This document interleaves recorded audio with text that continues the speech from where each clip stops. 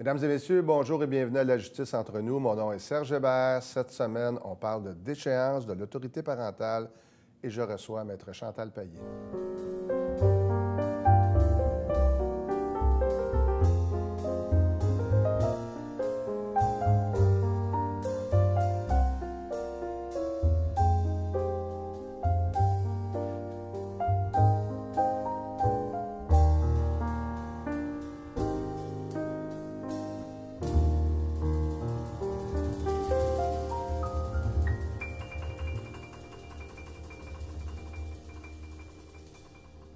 Maître Payet, bonjour et bienvenue à nouveau.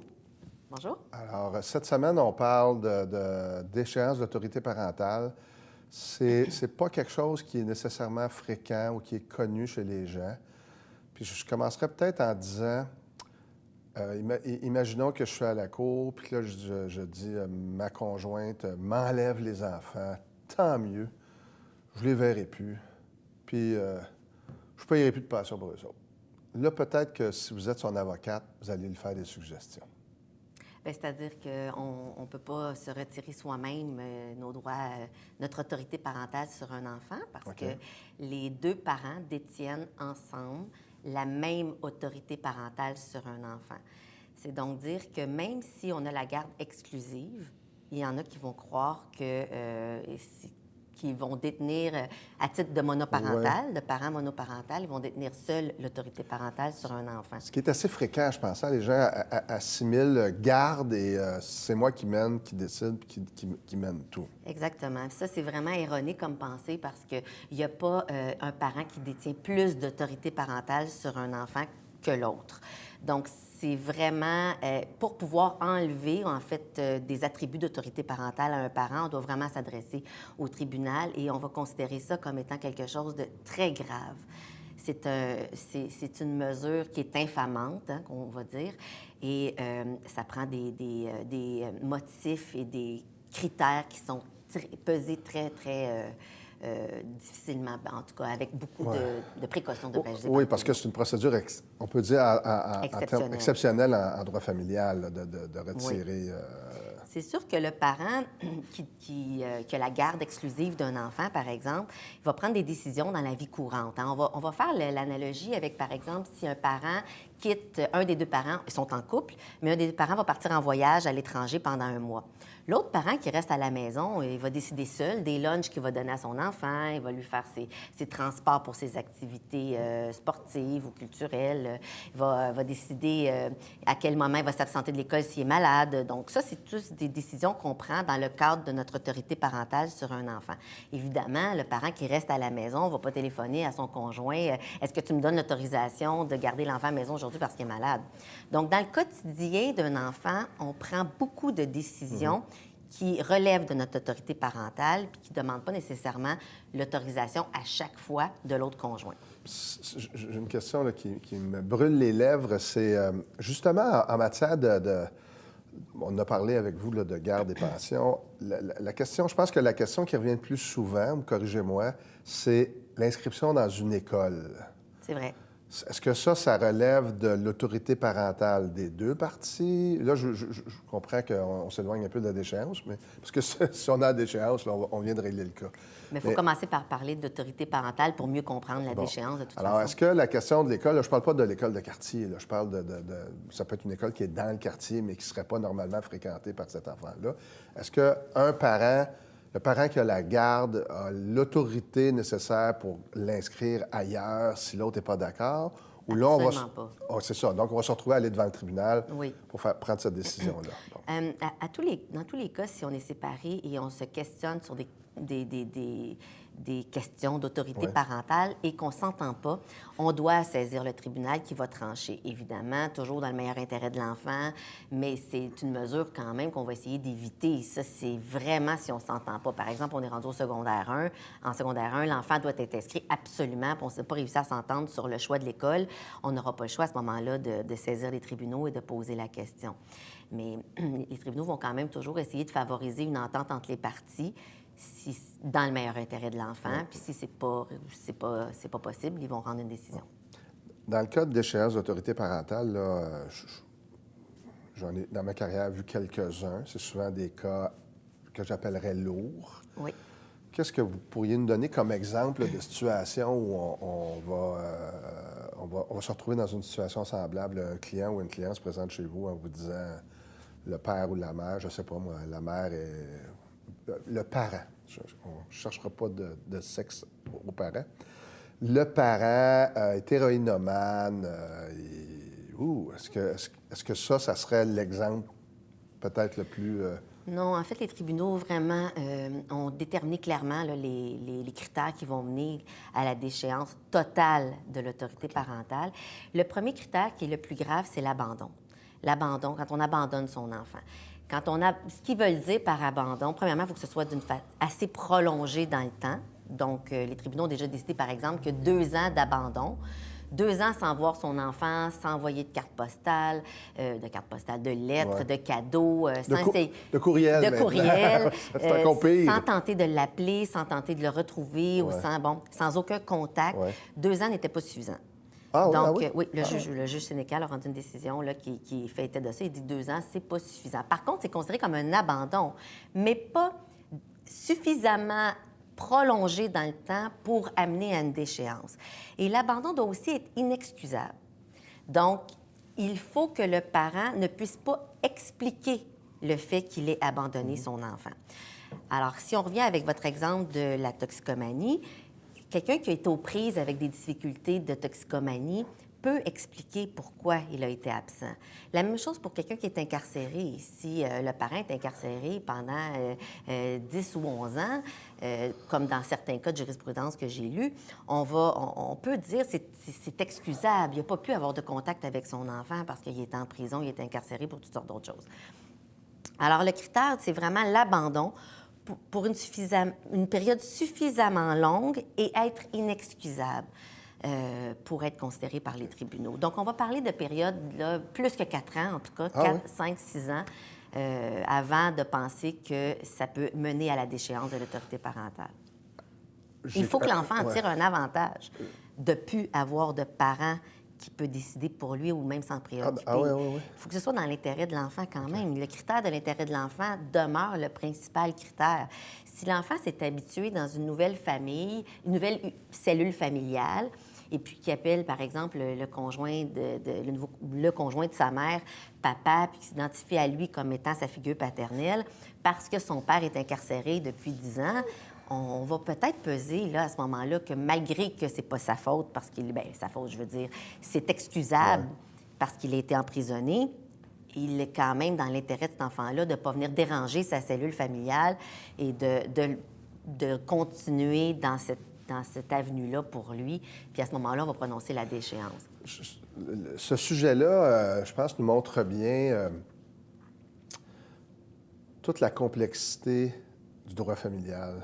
Oui. Parce que souvent, on entend chez certains juristes un peu snobinards, ils font du droit familial, mais quand on parle d'enfants, quand on parle de droit des enfants, on est bien loin du contrat à interpréter, peu importe que ce soit des millions ou des centaines de dollars. Là, on parle d'une personne, d'autres personnes. Alors, en ce qui me concerne, on parle des vraies affaires. Oui, c'est ça. Oui, c'est comme en politique. Ici, on parle des vraies affaires. Donc, est-ce à dire que si j'ai pas vu mon enfant pendant 4 ans, puis là, je sors de nulle part, la maman n'est pas nécessairement contente. On pourrait penser qu'elle a raison, parce qu'il a fallu qu'elle explique à son enfant ou à ses enfants pourquoi papa n'est pas là, ou en tout cas, essayer d'abrier ça pour les traumatiser, si on a quelqu'un d'intelligent. Des fois, il y en a qui manquent un petit peu de jugement puis qui en beurre plus épais. Est-ce à dire qu'à ce moment-là, si je me présente, je devrais être en mesure d'expliquer au tribunal les raisons? Puis là, on ne me jugera pas nécessairement. Par exemple, j'ai été toxicomane, j'arrive à la cour puis je dis, bien, de 2014 à 2017, j'étais sans domicile fixe, j'abusais de la drogue. En 2017-2016, je suis entré en thérapie, ça fait 1 an. Mon parrain est ici, je vais bien, et dans mon processus, je veux revoir les enfants. Si je fais face à une déchéance d'autorité parentale, il risque d'avoir... C'est ça, pour contrer la déchéance d'autorité parentale, je devrais faire la démonstration au tribunal que j'ai eu un moment difficile. On ne me jugera pas, on ne dira pas vous êtes un salopard de toxicomane et vous ne verrez plus jamais vos enfants. En fait, si on veut parler de jugement, je pense que les tribunaux vont trouver ça beaucoup plus... moins jugeant, en tout cas, que vous ayez eu des difficultés personnelles, que si vous avez carrément abandonné votre enfant de façon inexcusable, sans aucun critère. C'est sûr qu'il faut aussi... Il y a des cas où l'autre parent, le parent gardien, fait obstacle aussi aux droits de l'autre parent, puis s'arrange pour pas qu'on le retrouve, pour pas que ses coordonnées restent trouvables. Ah oui, oui, ça. oui. Il y a des cas comme ça. Si vraiment les obstacles pour revoir notre enfant résultent du parent gardien, on va prendre ça en considération. Mais il y a des cas dans la cause où il y a, par exemple, 2 ans, où le parent n'avait pas pu voir son enfant. Le tribunal en est venu quand même à la conclusion que ça justifiait un changement de nom pour l'enfant, pareil. Il a dit c'est pas assez long pour qu'on fasse une déchéance d'autorité parentale parce que c'est une mesure qui est très grave et infamante. Mais par contre, c'est assez long pour qu'on considère qu'il y a eu abandon, quand même, pendant 2 ans, assez pour justifier le changement de nom de l'enfant. Donc, changer de nom serait moins difficile que de prononcer la déchéance totale de l'autorité parentale. Là, je me rends compte qu'on est entre juristes, puis on parle de déchéance d'autorité parentale, puis la déchéance, mais je pense que je ne vous ai pas demandé. Et qu'est-ce que c'est la déchéance dans le quotidien, là? Si j'obtiens une déchéance, quel effet ça aura sur la famille ou sur l'enfant dans le quotidien? Pour que les gens nous suivent, là, parce que la déchéance, on a dit totale, donc... Il doit en avoir une partielle. Il y a des partielles. Mais oui, la déchéance totale, c'est que le parent qui est déchu de son autorité parentale ne peut plus prendre de décision par rapport à cet enfant-là. On disait en début d'entrevue que les 2 parents détiennent l'autorité parentale de façon égale. Mais si le parent est déchu, à ce moment-là, l'autre parent, c'est vrai qu'il peut tout faire seul. Il peut prendre la décision seul d'inscrire son enfant à l'école. Il peut s'il y a une opération qui est nécessaire, on ne demandera pas l'autorisation de l'autre parent. Il peut voyager à l'extérieur du pays sans l'autorisation du parent non gardien. Alors que, quand on détient tous les 2 l'autorité parentale, si je veux voyager à l'extérieur du pays, j'ai besoin de votre autorisation. Le fameux formulaire où on reçoit plein de demandes pendant l'été pour dire je veux aller aux États-Unis. Là. Oui, c'est ça. Qui sont, soit dit en passant, disponibles en ligne. Alors, ça c'est un bon exemple. C'est le Passeport Canada, maintenant. Oui, c'est ça. On peut le remplir en ligne puis le faire, le compléter. Ça, c'est un bon exemple de, justement, je ne peux pas décider, moi, d'aller aux États-Unis et peut-être de ne pas revenir. Alors, c'est pour ça qu'on Ou fait inscrire ça. son enfant, par exemple, à un voyage de fin d'année. Il va quitter avec le professeur, tout ça, pendant 3 semaines. Là, à ce moment-là, on n'aurait pas besoin non plus de l'autorisation du parent qui est déchu de son autorité parentale. Il y a des cas, par contre, là, on peut parler de déchéance partielle d'autorité parentale. Il y a des cas où, par exemple, un enfant en difficulté, un enfant qui serait TDAH ou qui nécessite beaucoup d'interventions au niveau des médicaux, doit avoir plusieurs professionnels de la santé. Puis à chaque fois, l'autorisation de l'autre parent est difficile à obtenir. Ou il a besoin de prendre sa médication. Les parents, moi, j'ai déjà plaidé ça, les 2 parents étaient en garde partagée. Mais dans la semaine avec le père refusait de donner à l'enfant sa médication parce qu'il était contre la médication pour l'enfant. Donc, ça posait vraiment un problème parce que l'enfant, malgré qu'il aimait ses 2 parents, malgré que le père était un bon père et tout ça, pour l'enfant, c'était difficile. À l'école, on voyait des changements dans son comportement dans la semaine de la mère versus dans la semaine du père, au niveau de son rendement scolaire, même sa concentration à l'école. Donc, on a obtenu du tribunal qu'une déchéance partielle Ah oui, de c'est allé l'autorité... jusqu'en déchéance. Même en garde partagée. Oui, oui, une déchéance partielle de l'autorité parentale. Non, mais parce que je le dis en blague, mais m'en apprenait une bonne dans le sens où non, je ne me serais pas venu à l'idée que... Oui, à ce moment-là, la mère a obtenu l'autorisation de décider seule de tout ce qui concernait le suivi médical de l'enfant. Donc, avec n'importe quel professionnel de la santé, c'était la mère qui avait qui détenait seule l'autorité parentale. Donc, c'est là qu'on dit déchéance partielle. À ce niveau-là. Le père va encore... Madame va avoir encore besoin de son autorisation pour voyager, mais elle n'aura pas besoin... Ou inscrire l'enfant dans une autre école, mais elle n'aura pas besoin de son autorisation pour choisir lui donner tel ou tel type de médication. Ce qui fait que l'école a été autorisée à donner à l'enfant la médication dans la semaine du père. Donc, c'était l'école qui le donnait à l'enfant dans la semaine où l'enfant est avec son père. Donc, c'est des choses qui peuvent arriver parce qu'un parent va s'obstiner, par exemple, ou parce que c'est complètement contre ses principes ou pour toutes sortes de Ça peut raisons. être, je pense, je suis en train de me dire justement des principes religieux. Là. Ça pourrait. Ça pourrait, si vraiment ça pourrait mettre en danger la vie d'un enfant, on pourrait à ce moment-là s'adresser au tribunal puis demander la déchéance partielle de l'autorité parentale sur certains aspects. On va l'obtenir aussi, par exemple, si un parent ne collabore pas du tout, il ne voit pas l'enfant, mais pas nécessairement parce que... juste parce qu'il n'est pas intéressé, mais pas parce que ça fait 5 ans, 10 ans, mais que la mère est appelée, elle a de la famille à Boston, par exemple, puis veut aller, ou le père va aller plusieurs fois visiter sa famille. Il ne peut pas demander à chaque fois l'autorisation au père qui ne va pas collaborer, s'adresser au tribunal à chaque voyage. Ce serait impensable.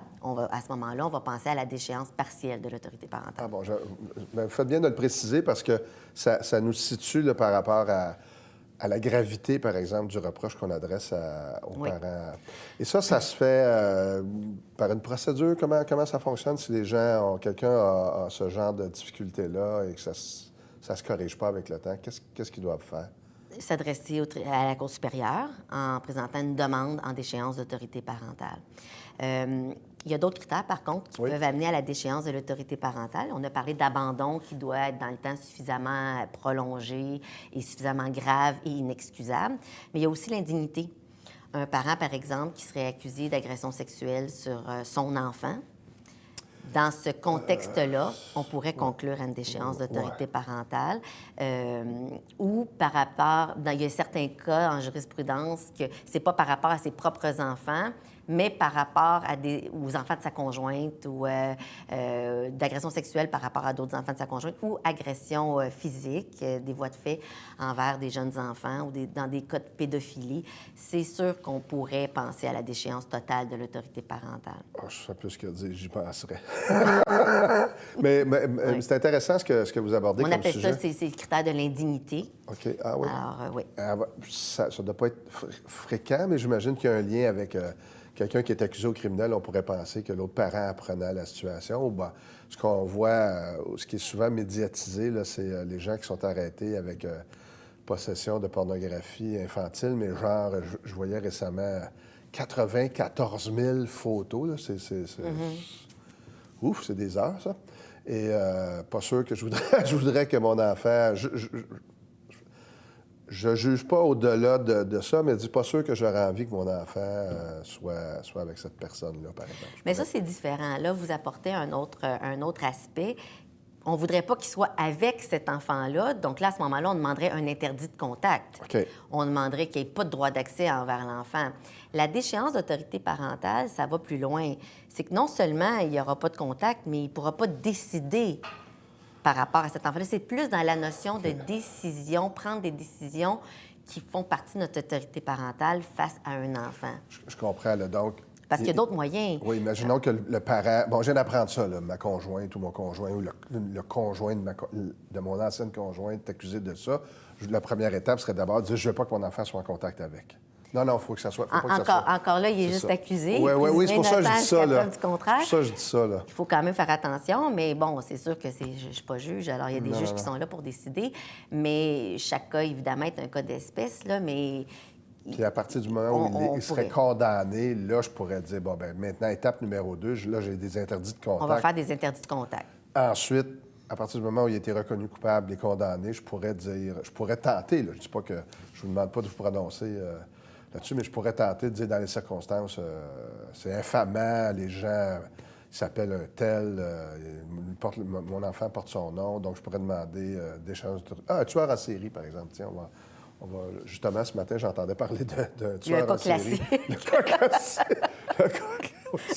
Le cas classique du tueur en série, là. Je m'excuse parce que ce matin, j'entendais parler d'un monsieur de 66 ans qui vient de découvrir à Toronto. Alors, si ça vous intéresse, à Toronto, il y a un tueur en série. Et, bon, je pourrais dire, non seulement je veux plus qu'il s'occupe de mes enfants, qu'il y a des droits à l'égard des enfants, puis je veux qu'ils changent de nom. Tout ça peut se faire...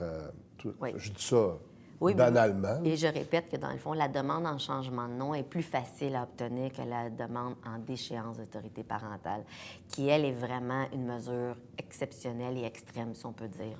Oui, parce que c'est c'est un droit... oui, ça, Mais c'est par contre, évident. le parent qui est déchu de son autorité parentale, pour toutes sortes de raisons, pourrait quand même s'adresser au tribunal. C'est l'article 610 qui le prévoit, mais pourrait quand même s'adresser au tribunal pour demander que son droit, son autorité parentale lui soit rétabli. C'est possible de le faire si sa situation, par exemple, a changé ou si il y a des circonstances qui le justifient, évidemment. Là. Quelqu'un pourrait dire, je suis sobre depuis 2 ans, je me suis repris en main, j'ai un travail maintenant, j'ai un appartement, j'ai repris contact avec mon réseau social, réseau familial. Pourrait, à ce moment-là, demander qu'on lui restitue son droit. C'est pas une peine de mort. Non, c'est pas une peine de mort. Mais quand même, c'est grave et c'est très rare de rétablir quand même l'autorité Et parentale. est-ce qu'un parent... Bon, je vais prendre l'exemple d'un parent qu'on qualifierait d'indigne, qui, lui, ça ne l'intéresse pas, ses enfants ou son enfant. Il ne veut pas le voir, il ne veut pas avoir, etc. Est-ce qu'il peut se dire... Là, on ne dirait pas qu'il est indigne s'il ne veut pas le voir puis s'en désintéresse. On parlerait plutôt d'abandon. Indignité, ça a vraiment quelque chose de, comme je vous ai parlé, d'agression sexuelle, pédophilie. Okay. On va parler plus d'indignité dans ce contexte-là. Si on est désintéressé complètement envers un enfant, on va parler plus d'abandon. On l'a abandonné. Au niveau de... Là, est-ce qu'il peut se dire super, je ne payerai plus de pension alimentaire? Non! Ah, voilà. Là, non, il doit quand même... Des fois, c'est pas facile de faire semblant que je ne le sais pas. Non, même si on est déchu de notre autorité parentale, on peut quand même être condamné, on va quand même être condamné à payer une pension alimentaire pour l'enfant. Par contre, le fait d'en payer une, ça démontre un intérêt quand même. C'est plutôt, on va dire quand même que c'est dans les cas où quelqu'un, par exemple, aurait été condamné à en payer une, puis là, le tribunal va avoir devant lui non seulement un père qui a abandonné son enfant ou une mère, bon, peu importe, et en plus, il constate qu'il n'a jamais payé la pension alimentaire qu'il devait payer. Il doit 20 000 de pension alimentaire. Donc là, on va considérer qu'il est désintéressé parce qu'il n'a pas subvenu non seulement aux besoins physiques, psychologiques, ni matériels de son enfant. À ce moment-là, on va le compter comme ça. Mais ça ne veut pas dire qu'il n'aura pas besoin de payer la pension alimentaire pour son enfant. C'est l'enfant qui, lui, n'aura jamais l'obligation de payer une pension alimentaire pour son parent qui est déchu. Oh, attendez, là. oui, parce que là, j'essaie de ne pas m'aventurer sur un terrain, vous amener sur d'autres choses. Non. C'est intéressant ce que vous dites, c'est qu'un enfant, corrigez-moi, un enfant qui a un travail, là, imaginons majeur, ou qui aurait 18 ans, il est majeur. Bon, travail, les parents sont dans la dèche. Les parents pourraient demander une pension alimentaire à leur enfant? La pension alimentaire, pas souvent ça. Là. Non, très peu, mais ça existe. Mais c'est souvenir. en ligne directe seulement entre les parents et les enfants. Là, ça ne s'extrapole pas aux grands-parents ni aux petits-enfants. Mais oui, les parents doivent des aliments à leurs enfants et vice-versa. Ça, c'est comme quand on parle de droit, c'est souvent comme un poisson. Là. On ne sait plus où s'arrêter, où ça commence. Donc et là, je reviens à la déchéance d'autorité parentale. Un parent qui aurait été déchu totalement de son autorité parentale peut être appelé à payer une pension alimentaire pour son enfant ou va être appelé s'il répond aux critères. Oui. Par ailleurs, un jour, monsieur dit mon fils et ma fille est rendu médecin. Moi, je suis l'aide sociale, je vais demander une pension alimentaire. S'il y a eu une déchéance d'autorité parentale, on appelle ça le retour du balancier. Il y a certaines circonstances, là, c'est quand même assez prescrit dans le temps. Je ne m'aventurerai pas là-dessus aujourd'hui. Il y a des circonstances particulières qui mènent à ça, mais oui, c'est possible, effectivement. Ça c'est... souvent, quand on a des gens au bureau, en consultation, c'est un élément que les gens doivent considérer, que vous devez considérer, c'est jamais noir ou blanc. Non. Dans notre... tu n'as pas la moitié de la grippe ou tu n'as pas la moitié... Oui, tu pourrais avoir la moitié d'une déchéance, mais tu n'as pas un huitième de déchéance. On n'est pas capable souvent de répondre immédiatement à la question après avoir fait une analyse approfondie des faits. C'est ce que vous feriez si on vous consultait ou... Oui, comme on dit toujours en droit, chaque cas est un cas d'espèce où chaque cas doit être étudié à son mérite. Là. OK. Ce qui fait que quand on le présente au tribunal, évidemment, on a notre cible, ce que l'on veut, ce que l'on souhaiterait avoir, que l'on considère idéal pour les parties. Par ailleurs, il reste toujours le facteur que moi j'appelle le tribunal, le juge ou la juge qui rend décision. Sa perception à elle ou à lui de l'événement peut faire en sorte qu'on peut avoir une fluctuation de la décision. Oui. c'est sûr. Est-ce que c'est quelque chose que l'on voit fréquemment? Vous êtes directrice de l'aide juridique, là, donc vous devez avoir des Directrice statistiques. du bureau d'aide juridique de Saint-Jean, Bon, pas de ben, l'aide juridique. Mais OK, je viens de vous nommer directrice nationale. Alors, je m'excuse, dans ma tête, vous êtes la directrice de l'aide juridique, en précision, de Saint-Jean. Est-ce que c'est quelque chose que vous voyez fréquemment au bureau des cas de cette nature-là, pardon? bien, oui, quand même. On doit dire qu'il y a beaucoup d'abandon. Fondé aussi. Bien, oui, fondé, mais il y a quand même beaucoup de cas où on voit un parent qui s'est complètement désintéressé d'un enfant pour toutes sortes de raisons. Mais oui, si les gens sont, par exemple, deux jeunes, la jeune fille décide de garder l'enfant, mais bon, le père, à ce moment-là, a 19 ans, pas trop intéressé. C'était pas dans son plan de match. C'était pas dans son plan de match. Aujourd'hui, bon, il n'y a pas de contrôle. Hein? Si la femme veut garder l'enfant, elle va le garder. Donc, ça va amener peut-être un désintéressement de l'enfant. Puis, éventuellement, madame aura 25 ans, 26 ans, aura à ce moment-là fait sa vie avec quelqu'un d'autre qui, lui, va s'être intéressé à cet enfant-là. Non, c'est pas rare. Sincèrement, c'est pas rare. L'abandon, le désintérêt envers un enfant, c'est pas rare. Par contre, hein, recevoir une demande là, dans déchéance d'autorité parentale, habituellement, ça fait réagir. Ça fait réagir. La personne qui reçoit la demande. Là. Oui. Ouais, Et puis la plupart, puis c'est vrai que je suis contente d'en parler aujourd'hui parce que souvent, les gens vont, ou le père ou la mère qui va recevoir ça va dire « Oh yes, j'aurais pas besoin de payer de pension alimentaire. » Oui, c'est ça, malheureusement. Ou, je ne dis rien, mais... Oui, je retire mes droits parentaux, youpi. Quand on lui dit « Non, non, tu vas être appelé à payer une pension alimentaire aussi », bien là, ça n'a pas d'allure, je le vois pas. Donc, souvent, c'est de deux choses l'une. On va dire « Bien, moi, je veux pas payer parce que cet enfant-là, je le vois pas. » Ouais. Puis on peut pas comprendre le principe qu'il faut payer quand même si on voit pas un enfant. Donc, C'est le moment de l'anecdote. Récemment, à la cour, justement, je l'avais plus ou moins écouté, là, mais c'était une question là, de garde, puis que le père ne le voyait pas. Puis là, le père a dit, qui n'était pas représenté par avocat, s'est adressé à la cour en disant « Parfait, non, je conteste pas, garde l'enfant, je paye pas de pension. On peut retirer... » En tout cas, il a fait une litanie de ce qu'il voulait pas faire avec l'enfant. La réponse a été assez rapidement « Non, c'est pas comme ça, puis vous devriez aller consulter. » Parce que là, on comprend. Je juge pas le monsieur là, en question, là, mais on comprend que lui, il était dans un cas d'abandon, puis que ça se serait terminé immédiatement pour lui à ce moment-là. oui, c'est ça. Puis la même chose de l'autre côté, si le père n'est pas là, la mère peut penser qu'elle peut décider tout seule. Bien, voyons, il ne paye même pas de pension alimentaire, puis il est complètement désintéressé. Voir si je vais lui demander à quelle école je vais inscrire l'enfant. Vous avez l'obligation de lui demander. Il n'y a pas moins d'autorité parentale parce qu'il ne voit pas du tout l'enfant, là. Malheureusement. Donc, ce qui fait que si ça devient trop récurrent, c'est déjà tout, Maître Payé. Je vous remercie beaucoup. Je pense que ça nous a éclairé pas mal. Alors, j'invite les gens à nous revenir la semaine prochaine pour une autre émission de la Justice entre nous.